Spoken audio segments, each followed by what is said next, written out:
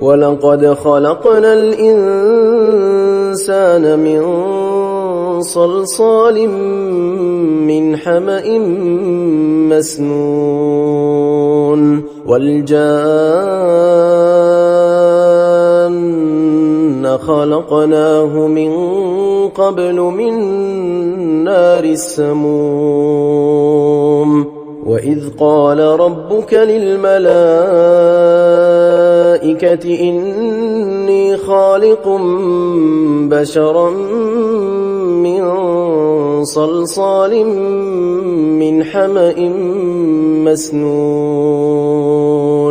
فإذا سويته ونفخت فيه من روحي فقعوا له ساجدين فسجد الملائكة كلهم أجمعون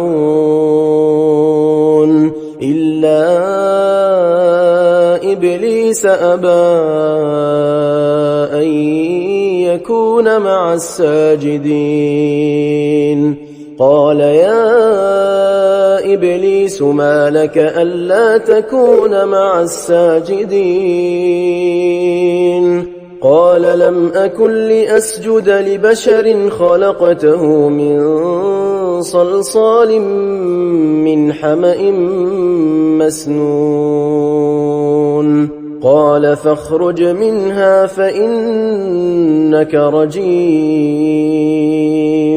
وإن عليك اللعنة إلى يوم الدين قال رب فأنظرني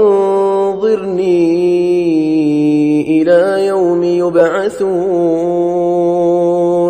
قال فإنك من المنظرين إلى يوم الوقت المعلوم قال رب بما أغويتني لأزينن لهم في الأرض ولأغوينهم أجمعين إلا عبادك منهم المخلصين قال هذا صراط علي مستقيم إن عبادي ليس لك عليهم سلطان إلا من اتبعك من الغاوين وإن جهنم لموعدهم أجمعين